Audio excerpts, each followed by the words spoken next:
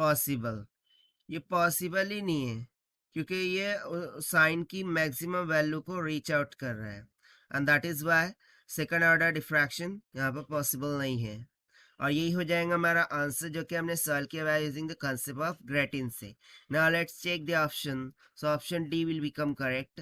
So this is the required solution. I hope you understood well. Best of luck. Thank you.